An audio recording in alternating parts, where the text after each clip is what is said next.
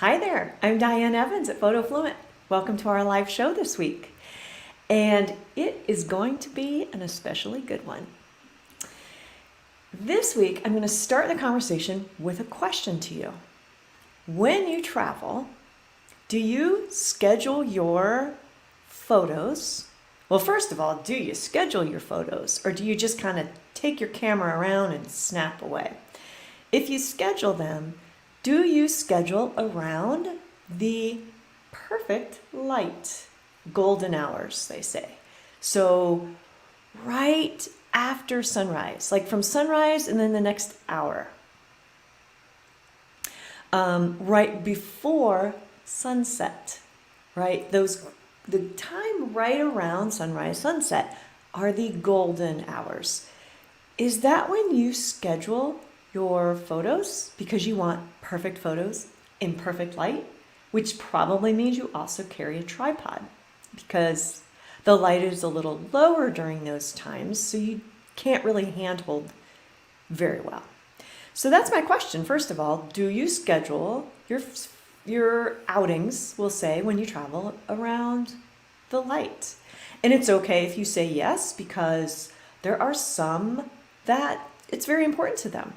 If you're saying, oh, sometimes I try to do that, or yeah, that's just not how I roll, this is the conversation for you. Let's jump in. So my argument, for argument's sake, is that there's way more to create photos of and to capture than just the golden hours. Lots of workshops. I've looked at many, I've participated in one. They have this schedule where they haul everybody out very early because sunrise is early, especially, like in the summer. You might get up at 4 o'clock in the morning. Bring your tripod. Everybody's lined up to get that shot. And I'm not opposed to dreamy golden hour photos. I don't think they're hideous. They're beautiful photos. I'm also not opposed to getting up early. I kind of enjoy getting up early, to be honest. And I've done it before. This one was I almost said Paris. I think we can all tell that is not Paris, it's London. This is actually sunset, and at the time it was cold, it was a little windy, it was overcast. It had been dreary and overcast all day, so I really thought this might be a bust. I was tired, I was hungry, I was cranky, and it was windy, and I just stood there waiting, and then there we go. Was it worth it? Yes, I think so. This was at sunrise, and it just looked so peaceful. There is something about that light. So sure, great photos during those hours. But here, for argument's sake, let's talk about the but side. Your story doesn't just happen at the golden hours.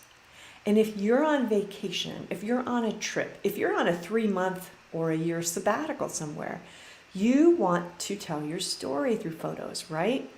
Maybe. If you're here, I'm thinking you do, because that's really how I roll. And so most people that find me say, yes, I want to tell my story. You don't just want that one big, beautiful photo to hang on your wall or put in a gallery.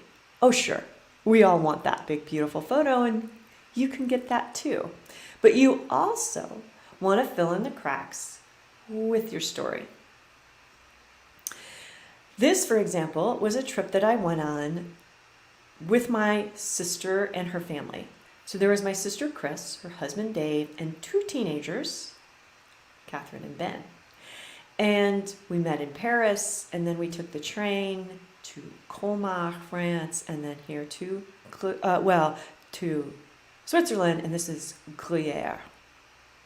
It was overcast, and it was dreary, and you think, that's not going to make a pretty picture.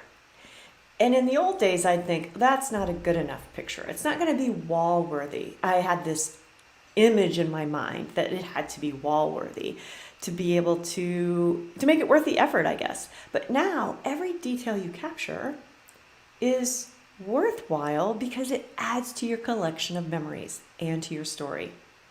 My memory of this location, as charming as it is, I think you might recognize the name Gruyere for cheese. And cheese comes from milk, which comes from cows. Are you following me here? So when we get to Gruyere, the train station, and get out, it was not a pleasant smell in this area. I don't know if it was the clouds holding it in or if it always smells like that. But you can imagine two teenagers were just going on about the smell, and then you walk into this idyllic village, and there's, we had, of course, fondue. It was lovely. But that's my memory. Not just, oh, look at this pretty picture, but all the surrounding senses and experiences that go along with it. And that's why photos are so important, right?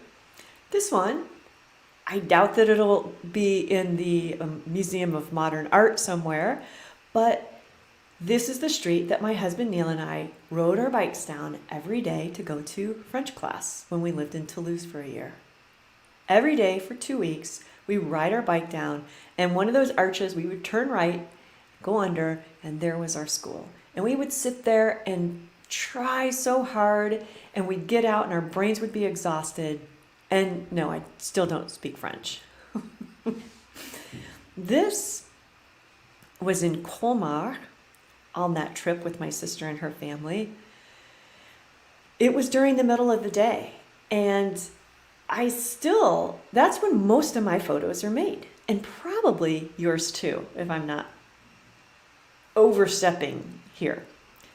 This is in Santa Fe.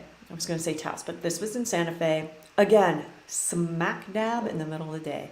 Bright light, but there are ways to still make photos in harsh light. And that's when you get all the details, right? When you're wandering around, experiencing on a tour, that's when you see the details, and that's when you want to make photos and gather your memories. And again, tell that story. So, the other aspect of getting up for those sunrise shots, and again, I'm not saying I'm opposed to it, but sometimes the best laid plans. That same trip that I caught that beautiful London sunset, I thought we went then to Paris, right, after that. And I thought, well, I have to be at the Eiffel Tower at sunrise. So I think I set the alarm around 4 something a.m. and we lug our equipment and tripod, get on the metro, get out there, get all set up, and it was overcast. And there was no color in the sky. And I was ready, but nothing. I still made a decent photo out of it, but I was a little disappointed. And so that's another reason I don't schedule my whole trip around the perfect light, because you honestly never know if that light is going to be perfect or not. What I do is I generally have a hybrid schedule because I like beautiful early morning light. So I'll schedule a couple of mornings to get up and try for the golden hour maybe, but I don't do it every day. And I definitely plan to make photos all day long because I think then I get a better series of photos. This was another trip that we went on, got up at sunrise. Annecy, France, one of the most beautiful towns. The Alps, it's right at the foot of the Alps, base of the Alps. And there's Lake Annecy, and I thought, well, sunrise on Lake Annecy would be beautiful. But the clouds, the weather didn't really cooperate. So this is all I got. And it's kind of But we got up at sunrise, we set up the tripod, made some photos, and then quickly went to breakfast. Because there was a hot coffee and croissant calling my name. Okay, so I know that perfect light can give you beautiful photos, and I also know that imperfect light, meaning like super harsh or dark or both in the same photo, that's a pretty common thing when you're traveling, right? And I've had a lot of students say, I don't know what to do when I have this really harsh bright light and dark shadows all in the same photo. It can be really tricky. Or the hazy, overcast. What the heck do you do then? That is why I created a free live training that's going to happen next week. Because I feel so strongly about taking photos of our experiences that tell our story, which happens all freaking day long, bright, dark, in between, hazy, that I created this free training.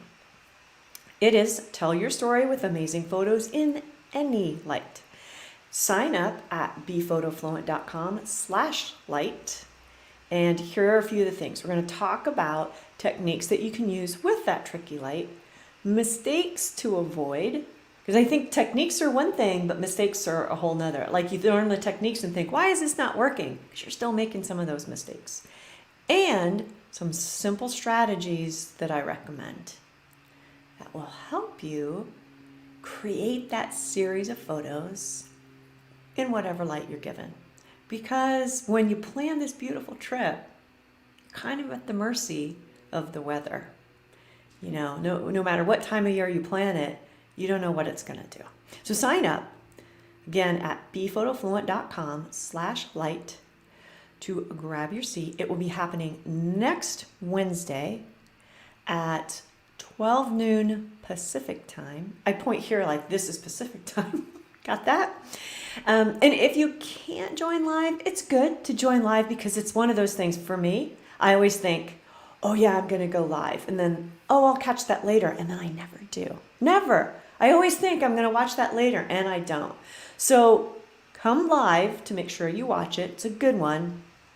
But if something comes up, the stars don't align, there'll be a replay for 48 hours. If you're signed up, then you'll get it straight into your inbox, and you'll get to watch it afterwards. Okay? So here are our resources for this week. The free live training, bephotofluent.com/light. If you haven't yet joined us on Facebook in our private group, Photo Fluent Travelers, we are having a fabulous time with our monthly challenges. I mean, every month we got a new challenge. Everybody starts submitting photos, give feedback to each other. Most of the feedback is like, wow, that's awesome, or where is that? That's such a cool place. I want to go there. Because we're all creative travelers, so it all, it's about travel, but there's a particular theme each month. So it's fun. I'm telling you, if you're not in there, come on in. The water is fine. And then if you still haven't, and I can't imagine there's anyone on the planet yet that hasn't grabbed this guide, but if you need a little inspiration to get out your camera, do some fun things, come on over to bephotofluent.com/creativity.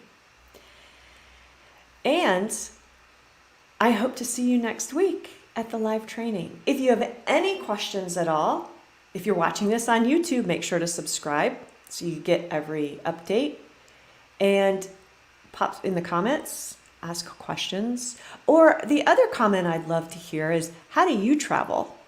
Do you schedule every single day to go out during certain times? Do you never schedule to go out during certain times, just kind of go with the flow? Or are you like me where it's more hybrid, where you schedule here, you schedule there, you want to kind of get some, but not, you don't want to be on that schedule every single day? Yeah, let me know. Let me know in the schedule. Let me know your schedule in the comments. Whether you're watching this on Facebook or YouTube, I check the comments. So have a fabulous day, and it's close enough to the weekend. I'm going to say, have a fabulous weekend. See you soon.